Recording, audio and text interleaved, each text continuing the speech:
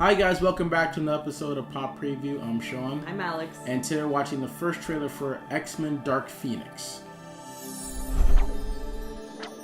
So I have a casual knowledge of Dark Phoenix and just sort of the whole X-Men just saga. I didn't see the last X-Men movie that came out. Apocalypse. In this. Yeah, I didn't see Apocalypse. I saw parts of it, maybe. Anyway, but I am familiar with sort of like the Dark Phoenix story in a small sense, a mild sense. That's fine. A little bit. I mean, this isn't their first crack at it. They've tried it before. Yep, exactly. Not well. Right. Last Stand. So hopefully this will be a little better. I'm hopeful. I mean, this movie's gone through a lot. Simon Kinberg is a first-time director. He's produced a lot of these movies. He's written a lot of them. So when I first heard that he was directing it, not feeling very confident about a first-time director in this sense, but he's familiar with the franchise, so that's true. I mean, I guess it's going to be fine. That's true. But that's a concern. This movie takes place in the 90s, so we're doing a little bit of time jump, which they've kind of done from First Class to Apocalypse, and then up till now. So curious to see how that's gonna go. What these costumes look like. We get to see Fassbender again, which I think he's been doing an amazing job playing Magneto. So I'm glad to see him back again. Jennifer Lawrence, I love her. She kind of mailed it in a little bit. I was just gonna say that. So I'm not looking forward to her in this movie. Any other movie, yeah, but we'll see how it goes. Isn't really on her so much. I hope not. So hopefully she's just it's sort of in the background. I'm curious to see how Sophie Turner's gonna do.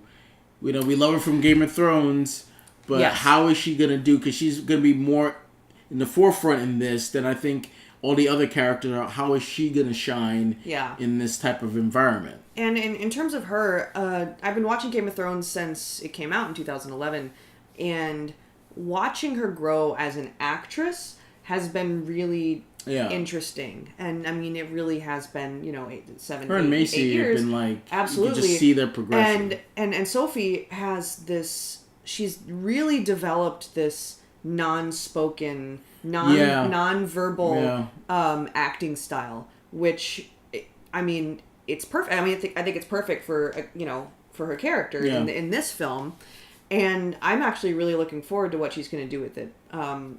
The only issue is, like you said, maybe this director doesn't know what to do with her. Yeah, like get exactly what she's if you're a first time director, like sure you can write and you understand the franchise and stuff like that, but directing takes something a little extra. Yeah. To know what you want out of them, like what the performance you want. Absolutely. Yeah. So, hopefully that works out, because I think Sophie Turner actually is a great actress and has a lot of potential, because it is a similar role to the role she plays in Game of Thrones, which is Sansa Stark. Yeah. It's very similar in that it's sort of troubled, and I've seen the darkness, and how do I get out of this? I just kind of want to survive, but also there is still this darkness that's in there. There's a lot of layers going on, even when she's not speaking, just like her character in Game of Thrones.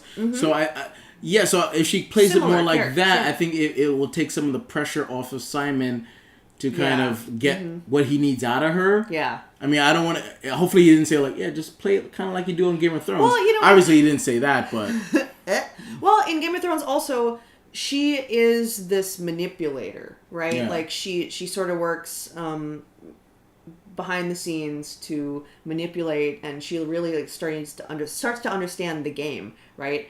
And in Dark Phoenix, I feel like Jean has to have a little bit more energy, physical energy. Especially when she starts to give in to the emotions. Exactly. Yeah. So that's something we haven't really fully seen from Sophie yet. And I know that Game of Thrones is not her only, it's not the only thing on her resume, but it's definitely like the strongest. Yeah, I mean, and the most that's time pretty much how she got this. Exactly. So that'll be interesting to see, because we haven't really seen her lose it. We haven't seen her lose control. She's always been in control. Yeah. So that's going to be interesting for me to watch. But do you want to just watch it and then we can talk about it later? Okay, let's go. You think you can fix me? clean. You are not broken. This is the end, beautiful friend. The mind is a fragile thing. Takes only the slightest tap to tip it in the wrong direction. This is the end. Charles, what did you do? I had to keep her stable. I protected her. From the truth?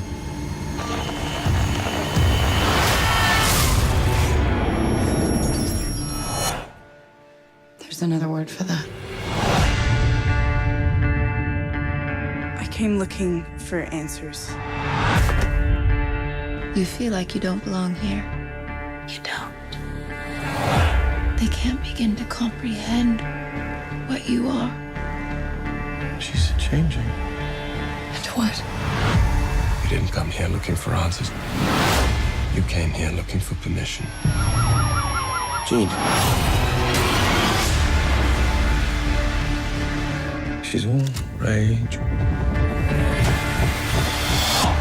pain, and it's all coming out at once. Jean lost control, but she's still our friend. This is your fault, Charles. The world is on the brink. I'm sorry I didn't stop it sooner. You're always sorry, Charles, and there's always a speech, and nobody cares. There's still hope. Don't do this. They're right to fear me. I've seen evil. And I'm looking at it now. Yeah, that last shot. I was just gonna say that. That last shot says everything you need to know. Yeah. He's half in shadow, half in And light. so seeing the veins come through. So at the end here, it does say February 14th, but actually got the release date got removed, so it's going to be back in now June of next year. So interesting to see how that's going to play. I'm wondering if Fox, as they're we're gonna see getting, the finale of Game of Thrones prior to seeing this, so yeah, I wonder if that'll change my perception, because they'll be like, okay, that chapter's over. Yeah. Now, as an actress, it'll be interesting to see her move forward. So. But I'm also wondering if Fox, as they've been bought by Disney and that's getting finalized, have seen the reshoots and feel more confident about this movie.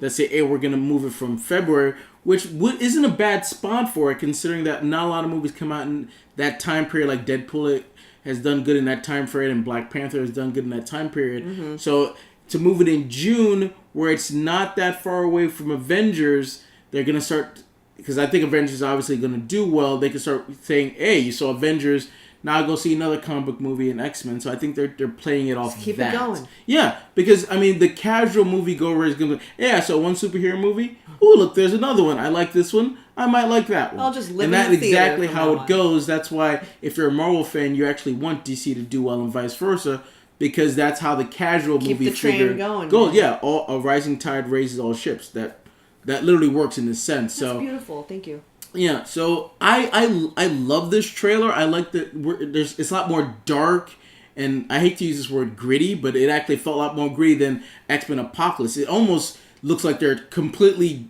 in different universes, to be honest. It doesn't feel that way. The characters are all mad at Charles. Obviously, he blocked a lot of Jean's memories away, and that's kind of all festering and not making her go to Magneto.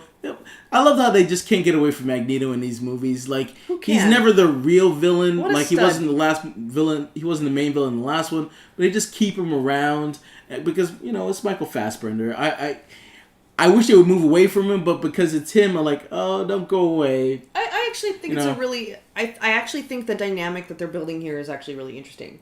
Because you do have, like you said, this sort of faux villain who is, but also is, like you said, still around, and also is sort of giving, like, advice to, I don't know. It's a lot of stuff going on, and I'm really excited to sort of see how it all comes together. That said, in this trailer, I felt like there was a little too much crying. Like, I think there were, like, 3 separate shots of just people crying. And It's funny, okay. Close to the end of it, they're all... There's a rain shot where they're all in the rain in umbrellas. Usually when you see that, it means they're at a funeral. Yeah. So maybe somebody dies. Who knows? I mean, I mean, obviously, we also know that this is probably the last hurrah for the X-Men movies, as Fox's, as we know them from 2000 to now. Yeah, I think this is going to be the last hurrah because I doubt so maybe that's Disney. what the funeral was for. I don't know. I mean, I doubt Disney's going to keep any of the actors. I think they're just going to completely wipe the slate clean and just recast everybody, It's which too much. I wouldn't. I can't keep this. I mean, I wouldn't blame them. I mean, they want to do their own thing, not just piggyback off what Fox has done. I guess. So, I mean, we're still going to get this. We're still going to get the New Mutants as well. There's still... Yeah, forgot about that. Yeah, because that got put... It was supposed to come out this year. That got pushed back to August of next year. And there's still rumors that there might be a Gambit movie. That hasn't been officially... I mean, there's a date, but there's still no director, so we'll see how that goes. But if this is how the X-Men franchise, as we know it, is going to go out, doing the Dark Phoenix proper isn't a bad way to go out. Only by the looks of it here, it's going to be way better than The Last Stand. So I think that we don't have to worry about that. But I think Sophie Turner is, from the looks of this trailer, I think we're going to get a good performance out of her. Right. We just don't know if we trust everything else that's going on here. I don't. Like you said, what's with the umbrellas and the rain and Well, the I mean- funeral thing? Well, I mean- oh God, it's so. Well, don't overdone. make the I doubt they'll make the same mistake as Last Stand when you just let's just kill everybody because the third movie. So Fine, but I mean just that idea in general of if there's a funeral scene, okay, bring out the black umbrellas. I mean that's just Like- that's a movie trope that just I know. is strong and true. I know.